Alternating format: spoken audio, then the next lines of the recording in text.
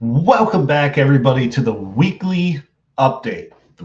Today is March 11th, if I can remember how to talk real quick. Today, for the weekly update, we actually have ourselves a guest, and that guest is the one and only Jazz Shaw. Jazz, how you doing? Doing great. Thanks for having me. Oh, thanks I for being need on. to, there we go. I was getting a double echo, Mm, not because of you, because I had the live thing running in the background and there's a delay. So yep. I'm so Yep. technically savvy, yes. Anyway, yeah, I'm doing great. I've had the week off. I'm feeling very relaxed and rested after that, and I got to go back to work tomorrow. But Yeah, I there's know been a that lot of feeling. cool news, so uh, it's been a great week. Well, not for everyone. Yeah, I think a couple countries aren't doing too well. Oh, not just that, but I mean, even in the UFO world, there was some weird crap going on this week that I have Yeah, no interest in getting into, yep. But Just staying away from it. I had the extra time on my hands and I kept seeing odd things pop up, and I have like one feed in I use TweetDeck, for Mm-hmm. Twitter, where I just have all the UFO Twitter stuff, and it's always lit up and just running and blazing by. And I just kept seeing these weird things, and I was like, what? And then it would be like click, and I was like, no. I was like, okay, moving on. Yep. So one thing, UFO news I want to talk about is this article that I found. It's about a week old now, but I didn't get a chance to talk about it last week. So this article right here by Vice, Yep. 20 years worth of UFO sightings from the Canadian government. Now, I don't know if I'm crazy, but of course Vice is going to be all jacked up because it's such a great. There we go. But didn't they say they didn't have anything at all, like not too long ago? Oh my God, I I hate don't Vice. remember them saying nothing. They always had a few things, but I think they had a very similar line to what the US used to say, like, we don't track these things because if it's not a national security issue, then really not our business. Mm-hmm. And they sent all the reports to this one guy, and I'm going to draw a blank right now, who received them and would publish them every year. But there weren't a lot of details, really nothing super crazy. And then they stopped doing that last year, apparently, and they've just Really? been doing nothing. And then suddenly, one very good journalist who does like almost all the UFO reporting work in Canada submitted a new set of Freedom of Information requests. Mm-hmm. And somebody came back, and he had asked before and gotten nothing. And it was suddenly, oh, here you go, 300 pages. And he's been going through them, and everybody's been going through them. I haven't even been through them all. It's like I was researching this other huge thing for an article I have coming up over the debrief, um, Yeah. probably this weekend. But yeah, a few of them that I saw were pretty nuts. A lot of them don't have much detail, but a few of them had quite a bit of detail and sounded to me like they were unidentified. They didn't figure out what they were, you know. Right. Yeah, I'm seeing one pulsing lights descending from 60,000 feet, a couple fighter pilots and commercial pilots, as well as police reporting. So I think it's pretty Yep, interesting that they came out with this. there's pilots, both civilian and military, law enforcement, Royal Canadian Mounted Police reports. Uh, yeah, they had a lot of stuff, and there's always been a crossover. The only place we got anything was with NORAD because it's a joint U.S. Canadian effort. And Right. if you ask NORAD for anything, they basically will tell you to go f yourself. But somebody decided to ask Canada, and they were like, "Oh yeah, we got the stuff," you know. So we got some stuff once out of the NORAD collaboration. But no, Mm-hmm. a lot of this looks like it's entirely new. It's reports nobody had seen. Yeah, which is awesome. That's we can get this again. But I think are you think they're done with the advanced drone narrative, or like the Russian drone narrative or the Chinese drone Oh no, narrative? no, I don't think either the United States or Canada are done with that, because some things are probably drones. Some things are probably Starlink satellites. You know, Hmm. there's a lot of stuff that people see, and it's like, I don't know what that is. So for them, it's unidentified. But you go and look into it, and it's like, yeah, there was a festival going on over there, and they had a whole bunch of drones up for a show, and that's probably what you saw. Yeah. So, but then there's that. What do they always say? Like 10 to 15% at most. That are like, Hmm. no, nobody has any idea what this is. You know. Yeah, I think those are the ones that are much more intriguing, especially with what we're seeing right now in the Ukraine. That maybe the Russian Air Force is not as advanced as we thought they were, or as That good. seems to be the case. The headline I saw repeatedly was, "Where's the Russian Air Force?" Not that anybody wants them to come bomb everybody, but it's like they haven't been showing up, and the ones that did were getting shot down fairly regularly by the poorest country in Europe. Yeah. You know, and so yeah, that was weird, but also somebody, and I don't remember who it was off the top of my head, and I don't want to give out bad info, but one of our allies or friends, even not necessarily NATO, I want to say Saudi Arabia, but double check me on that, had sent a whole buttload of these really advanced drones to Ukraine and some people to show them how to use them. And Hmm. they were capable of carrying something like, I don't know, 200 grams of really high power explosives. And they were just flying these drones out and dropping them down on top of tanks and just blowing them up. And Yeah. I was like, well, those could have been UFOs right up until the moment where the driver was like, oh crap, Yeah. you know, Like, oh, what the hell is that? hey, I think I see nope. Nope, it's making a buzzing noise and it's coming straight for us. Which, if nobody's ever heard a military drone fly overhead, it's a very distinct sound. They're little, even the jet powered ones, like the. I was going to say they both have a distinct sound. There are military prop Hmm. drones, Yep. and they have a very distinct sound. When you get up to the Predators, Yeah. those are basically miniature airplanes. There's a miniature jet fighters, but Hmm. without a pilot cockpit, but they still carry weapons and everything. Yeah. And that just looks like a really really small fighter jet. Yeah, they do. That's basically what it is. You know. And they because their engines are smaller, it's more of a high pitched kind of sound to it than like an F-16 or Right. Yep. well, F-15s and 18s and 22s all have dual engines. I've watched videos of those and I've heard the sound. They didn't have them back when I was in the military, but yeah, you watch Tomcats and Super Hmm. Hornets and things. They've got a very throaty, deep, particularly when they kick in the afterburners. You know, Yep. it's a big, heavy sound. You can feel it in your chest when it comes close. Oh yeah. Yeah, and the F-22 is probably one of the most distinct aircraft because when it banks, that there's a reason it does this, but when it banks, it makes a howling noise, like That was after my time, so I've never heard that in person. yeah, they howl, and it's the only way you know that there's an F-22 overhead. It's Hmm, actually really cool. cool.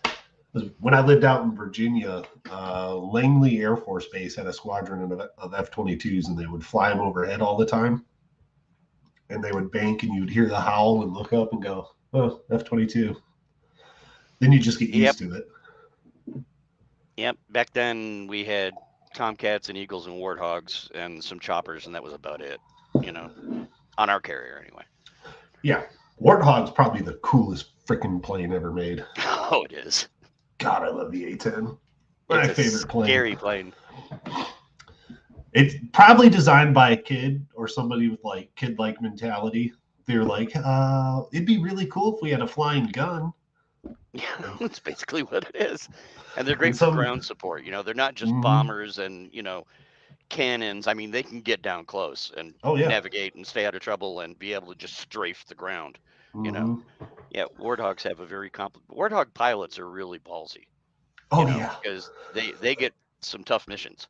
You know, Yeah, they definitely have a mission set that's not anywhere near as safe as like a U-2 spy plane or a even a high B-2 altitude bomber. bomber. Yeah, they can just go off and do whatever they want. These guys are flying at like 70 feet above the ground. Yeah, there's people actually shooting at you with rifles that might hit you. You Yeah. know? Yeah, it's not like the movies where the old Vietnam. Oh, what was that? Flight of the Intruder, where they got shot Oh down yeah, by some dude with like a rifle, hit a the machine F4 gun. Phantom. Yeah, Yeah. and I was like, yeah. Do you know how far you would have to lead a plane going like 700 miles an hour to get that round to actually hit and Yeah, but be when they're close down enough? that low on approach, they're generally not doing max speed Right. because they also have to, control their own flight so they know how far to lead the bombs before they drop them, Mm-hmm. So, boy, we're going to lose the audience. We're going to sit here and talk about planes all day.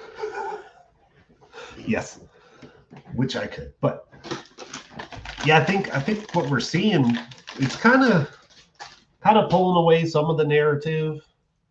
The other hand, there's a couple things going on that I think is very important for the UFO community, or at least to keep in mind. And that is this right here. So I don't know if you've seen this. This is from Reuters. Thanks for going away. Facebook allows war posts urging violence against Russian invaders. Now, I will tie this into the UFO community. I hope so. So, what they've basically been doing is anything that they consider hate speech or violent speech, they can, just take it down. The algorithm takes it down and bans people or whatever, right? Yeah, So I've now heard that a they're few times. now they're allowing it, and it's only in a few countries. So when you read the headline, it's like it is as bad as it looks, but it's not like everywhere. It's mostly, you can see here, it's Eastern Europe. So it's not like you can be in Japan or South Africa and do this, but this kind of does bring up an idea of censorship and what is and is not allowed and how it's controlled and who is controlling that. If the UFO narrative gets out of hand, how easy or how difficult would it be to just label it as disinformation and have it completely removed, have all these shows, removed from YouTube? Because they removed all the Russian news off of YouTube, I think today or yesterday.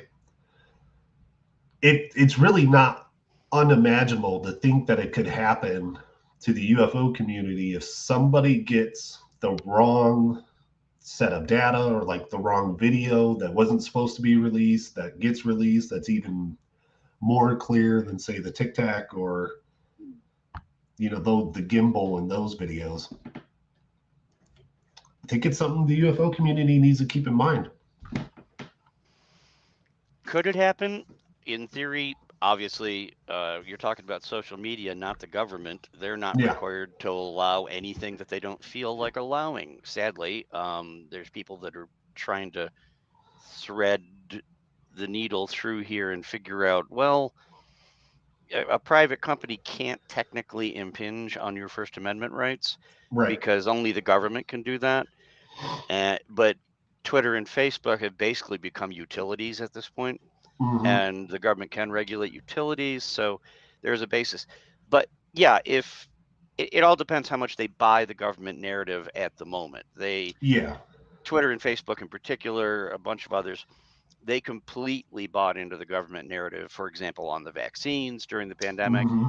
And even though a lot of stuff turned out to be complete crap later, anybody who said anything different than what the CDC or Dr. Fauci were saying, you could actually have your post taken down. You could have your account Yeah. suspended, things like that. So the question is, if the government decides, wow, this is getting out of hand, we don't want people talking about the weird stuff in the skies, or all this activity going on with the new UFO office at the Pentagon, Hmm. then if the government doesn't like it and they agree and that's the narrative, sure, they could start taking things down. There's very little anybody could do about it. Would they? Right.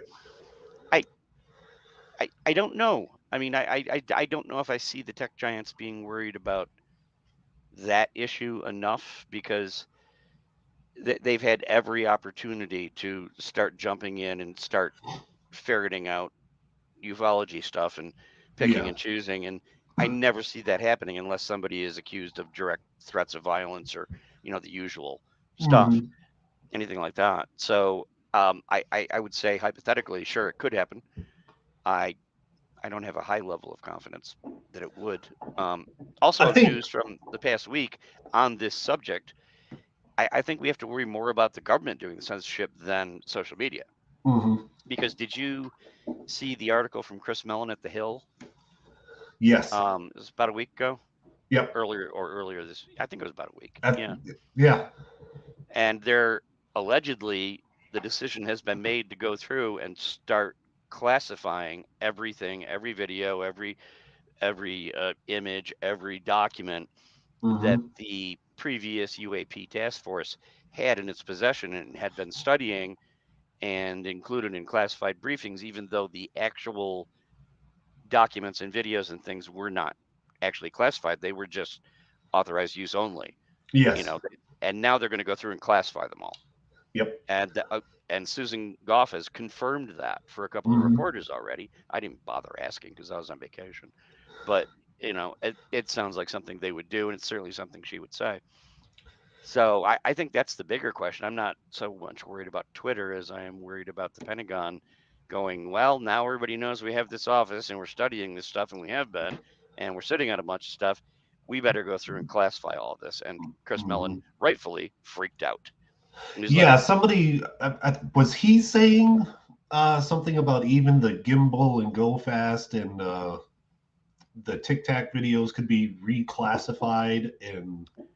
not those three, because they were already out and shown as not being classified and had been confirmed by Susan that they were original and legitimate and they had been in the possession of the government, that the horses left the barn on those three. Right. But there's a lot more. We know that. We know that from Chris Yeah. Mellon. We know that from Elizondo. There are reportedly other people who have seen some of the other ones um, because they work in congressional offices with the people who receive the classified briefings, who Hmm. have supposedly on the Intelligence Committee, on the Armed Services Committee in both chambers, in those briefings, people have come out and very quietly told some of us, it's like, yeah, the member saw this stuff, and that's why they're up talking about the office now because they freaked out, you Hmm. know. So there's a lot of those the public hasn't seen, and now if this plan goes through and nobody puts a bridle on them and pulls them back, like Chris Mellon wants to see happen, and I hope Gillibrand and Rubio will get on this, then they may go back and retroactively Yeah. classify all the stuff that had never been classified for 20 Hmm. years and for no good reason that anybody can figure out except we don't want to show you. Yeah. You know, That's it. Kind of blows my mind. Like when I was reading that, I was like, well, that's not good. And one of the things that concerns me is if this whole thing with Russia and Ukraine gets protracted and NATO gets involved, they can easily use the fact that if we are in a full blown war, whatever, right? They can use the national security line to classify every single piece of UFO, UAP documents, videos, everything to however they feel. And people just, well, like, we're at war. I guess, it's national defense. they could they could try that. I'm more worried that they won't need to because another thing, we've got all this stuff going on behind the scenes that Lou was talking about, Hmm. progress being made. There have been people who have, we don't know the details yet, at least I don't, have made some significant moves in a few military branches. Like, yeah, we have to move more towards transparency. We had the DNI come out and say, we have a massive overclassification problem. Yep. Everything was going good.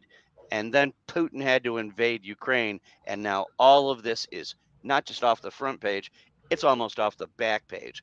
There's Mm-hmm. nobody talking about any of it. Everybody's focused on this. And these are the Yep. times when some of the weasels in the government will be running around and doing stuff just like what Chris is talking about, you Yeah. know, because nobody's paying attention. No. Everybody's focused on this crisis. And I'm not Mm-hmm. saying it's not a crisis. I mean, No. if Yeah. any NATO, if one NATO country gets dragged in and one Russian jet gets shot down, it could be nuclear war. It's Yeah. definitely important. We have to be watching this. But at the same time, we were doing so good. And I might be more pissed at Vladimir Putin for invading Ukraine over the fact that the UAP story is getting buried than I am over the plight of the Mm-hmm. Ukrainians. Because it's just like, oh, really? Now? Really? Yeah. We're I coming mean, up later this year on the first big report now that the new office has been established, and there's supposed to be a public report and more classified briefings, and who knows what's going to come out of that. it's And every all of a quarter, right? sudden, it's like all of it's just thud. It's been dropped. Mm-hmm. Ukraine, 24/7. And again, I apologize to anybody who thinks I'm being insensitive. I know it's important. I do. It's just really inconvenient timing if your main focus is UFOs. Oh yeah. Yeah, it really is. I mean, short of getting it back into like the public view with everything that's going on, short of somebody leaking another video, an even better video than the first three, would be would probably do something. It Oh would yeah. have to be a very official video. Um, that would be best. I agree that would be best. There are more people now, like Avi Loeb and the work they're doing at Harvard, and they're getting ready to expand that after they get the AI worked out for their scanning system and put it in other places. I think if we got something from a coalition of scientists like that had a ton of data with it, you Mm-hmm. know, we didn't just get a video, it's got radar built in. We know the altitude, we know all the data, and we don't know what the hell this is. Take a look. The government can't classify that, Right. but that's coming from Harvard. It's coming from a team of scientists, from Mm-hmm. astronomers, astrophysicists. That's a lot different than you or me, like, wow, what's that? And we got our cell phone.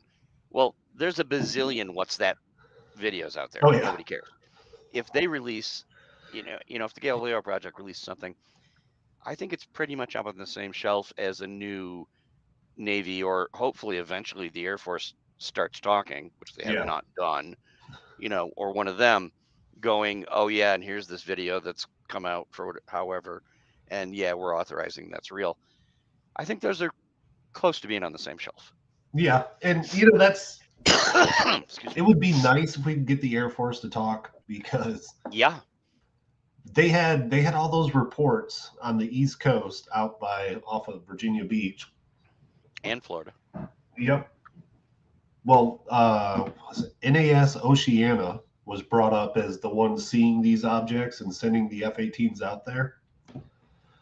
Langley Air Force Base is right across the Chesapeake from NAS Oceana. There's maybe 15, 20 miles between them.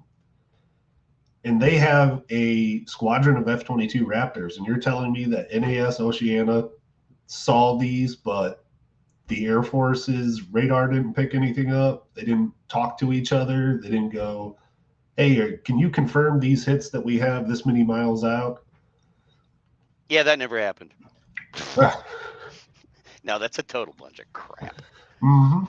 The Air And Force you, has had a much more secretive um, environment for a very long time. The research I've done for a bunch of articles that date back to the 60s, then the 80s, then the 90s didn't used to be that way, but there came a point where the Air Force is like, okay, we're done.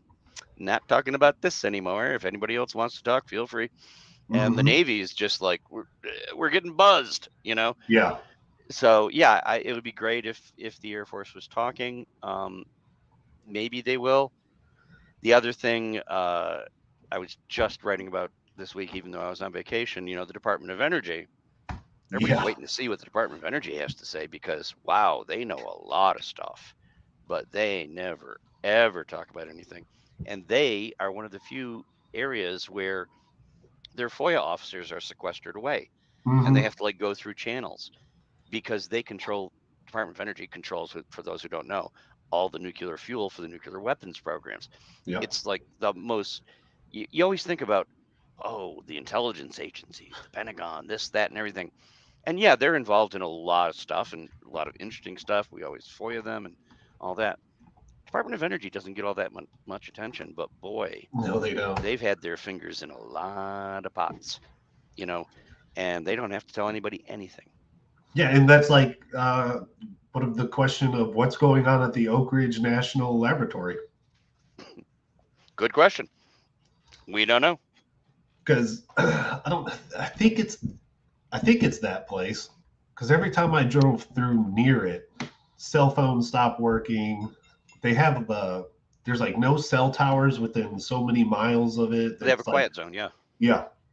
So if anybody's ever flown or driven through there, your cell phone dies, your radio doesn't work very well, and then you get like 20 or 30 miles out and it all comes back. That's the kind of place, like, I want to know what's going on there. Like, they're not just trying to make carbon fiber cheaper for cars or working on high strength steel for the automotive industry. The little, Oh, they might be doing that too. You know, we don't little know. bit, but it's not the only thing they're doing. No, probably not. It will. Is Jazz Shaw going to drink a green beer on St. Patrick's Day? No, I rarely, if ever, drink beer, and if I do, it's usually like a porter or a really dark beer. I've never been a fan of like light beers or Bud Light or anything like that. Um, I occasionally have a glass of wine. Mostly, I have cocktails. You know, that's about it. Who does But not love a cocktail? there are people, Yeah.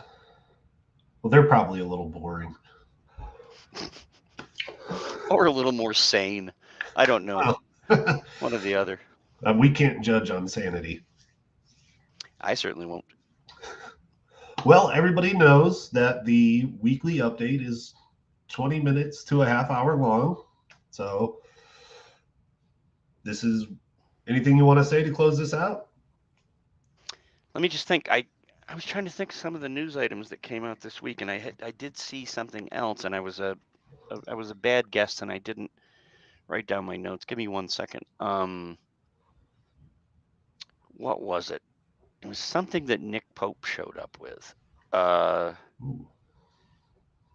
oh yeah, it was from Australia. I will just say keep your eyes open because Bryce Zabel and Ross Coulthard have been doing this new podcast. I don't know if you've seen it yet, Yep. called Need to Know, and they've been collaborating with some other people, and there have apparently been some very recent interesting sightings, and a lot of them take place out at this old base that we used to maintain, and technically the Australians maintain it now, but it was part of the early nuclear launch warning system out on the, get it in my head correctly, west coast of Australia. Out Really? there, listening for, it was designed to uh, have ELF, like extremely low frequency contact with subs and things like that. At Mm-hmm. the same time, listening, for early launch signals during the Cold War and all that. But it's still active, and apparently they've been seeing some interesting stuff out there, and it's been starting to get picked up this week in the Australian media. So I only looked at a couple of short clips, but I think those guys are looking into it. So next week there might be some interesting UFO news out of Australia. Awesome. If everybody lives in the United States, we do we tend to be kind of self-centric, and Yeah. we focus on the U.S. news. Sometimes Canada, like we were talking about, but this shit happens all over the world, right? Mm-hmm. I'm sorry, I didn't mean to swear on your show. No, Um, you can swear on my show. oh, I do. great, thanks. Uh, but yeah, these things are happening everywhere. Ton of stuff in South America, like the Signal and those guys just had an expedition down there looking at stuff. Mm-hmm. Bunch of stuff in Europe, but yeah, even in Australia and New Zealand, they they get a lot of activity, and Oh, yeah. their press actually talks about it. A lot more now than they did even 10 years ago. But yeah, they've been covering it, and those guys, I just mentioned, have been covering that stuff, they get more of a global view. So I would Yes. just give everybody that listens to this, a tip. Go check that out, and just check back in a week or so, because there's been some interesting stuff happening down there. Really Awesome. weird looking sightings with really good video. And just a reminder to everybody, in October, I will be in Peru visiting Machu Picchu, but I will also be Wow. looking up in the skies and documenting anything that I see. So look for that video probably in November. I'm probably going to have a ton of video that I'll have to cut together and edit, but anything that comes up, I'll be releasing it. That's probably a great place to do some sky watching. Oh yes, I'm actually going to do a show live from Peru as well. If you're up there and there's not a lot of clouds and there's very little background light compared to more densely populated areas, I mean, who knows what you're going to see? Absolutely. All right, everybody. That's the show. That's the weekend update. I'm going to do a full hour-long show on Monday because I work this weekend. So I will see everybody on Monday. Jazz, thank you for showing up. Don't forget to like, subscribe, hit the little thumbs up button, which is the like. I always forget the bell icon. But I will see everybody later. Thank you, Jazz. Thank you, me. Let me end the broadcast. There we go. See you later.